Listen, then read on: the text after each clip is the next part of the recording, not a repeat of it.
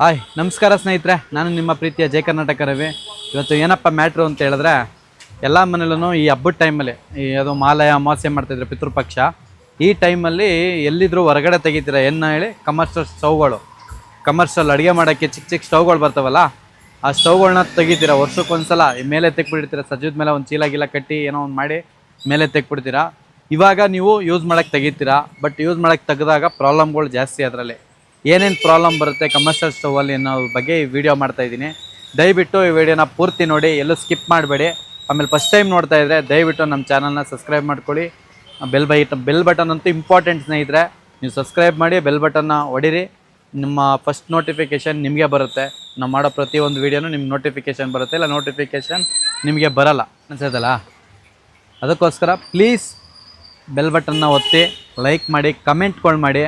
ಕಮೆಂಟಿಗೆ ನಿಮ್ಮ ಸಬ್ಸ್ಕ್ರೈಬರಿಗೆ ನಿಮ್ಮ ಶೇರ್ ಮಾಡೋದಕ್ಕೆ ಏನೂ ಕಾಸು ಕೊಡೋಂಗಿಲ್ಲ ಸ್ನೇಹಿತರೆ. ಅದು ನಿಮ್ಮಿಂದ ನಮಗೆ ಸಿಗೋಂಥ ಒಂದು ಭರವಸೆ, ಈ ಮುಂದೆ ಬರೋ ವೀಡಿಯೋಗಳಿಗೆ ಒಂದು ಪ್ರೋತ್ಸಾಹ ಅಂತ ಅಂದ್ಕೊಳ್ಳಿ. ಪಿತೃಪಕ್ಷ ಆ ಟೈಮಲ್ಲಿ ನೀವು ಸ್ಟವ್ಗಳನ್ನ ತೆಗಿತೀರಾ. ತೆಗೆದಾಗ ಏನೇನು ಪ್ರಾಬ್ಲಮ್ ಆಗಿರುತ್ತೆ ಅಂತ ಹೇಳಿದ್ರೆ,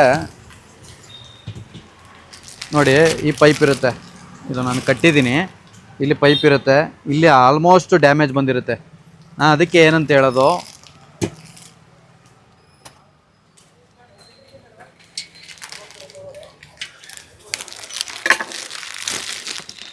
ಆಲ್ಮೋಸ್ಟ್ ಸ್ನೇಹಿತರೆ ಇಲ್ಲಿ ಡ್ಯಾಮೇಜ್ ಆಗೋಗಿರುತ್ತೆ ಪೈಪ್ಗಳು.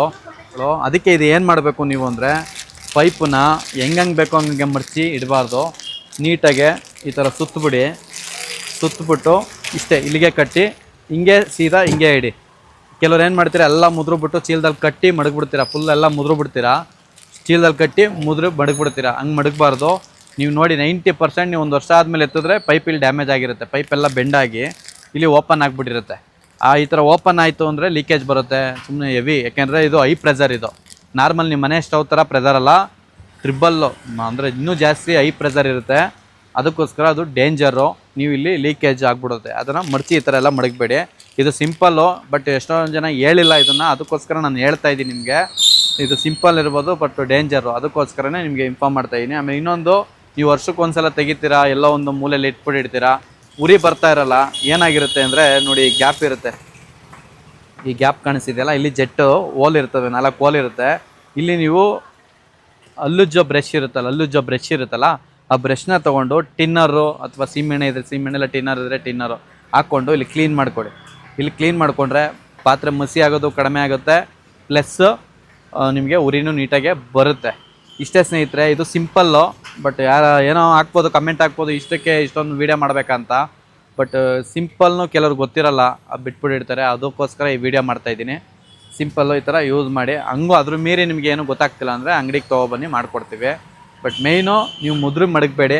ಈ ಪೈಪ್ನ ನೀಟಾಗಿ ಈ ಥರ ಸುತ್ತಿ ಒಂದು ಕಡೆಗೆ ಮಡಗಿ, ಇದು ಸ್ಟ್ರೈಟೇ ಇರಬೇಕು, ಆವಾಗ ಹಾಳಾಗಲ್ಲ. ಅಷ್ಟೇ ಸ್ನೇಹಿತರೆ. ಈ ವಿಡಿಯೋ ಏನಿಸ್ತು ದಯವಿಟ್ಟು ಕಮೆಂಟ್ ಹಾಕಿ. ಯೂಟ್ಯೂಬಲ್ಲಿ ಪ್ಲೀಸ್ ಸಬ್ಸ್ಕ್ರೈಬ್ ಮಾಡ್ಕೊಳ್ಳಿ, ಬೆಲ್ ಬಟನ್ ಅಂತೂ ಮಿಸ್ ಮಾಡಬೇಡಿ, ಹೊಡೀರಿ. ಹಾಗೆ ಫೇಸ್ಬುಕ್ಕಲ್ಲಿ ಫಾಲೋ ಮಾಡಿ, ಇನ್ಸ್ಟಾಗ್ರಾಮಲ್ಲೂ ಫಾಲೋ ಮಾಡಿ. ಹೀಗೆ ನಮ್ಮನ್ನ ಸಪೋರ್ಟ್ ಮಾಡ್ತಾರೆ ಅಂತ ಈ ಮೂಲಕ ಕೇಳ್ಕೊತಾ ಇದ್ದೀನಿ. ಎಲ್ರಿಗೂ ಬಾಯ್ ಸ್ನೇಹಿತರೆ.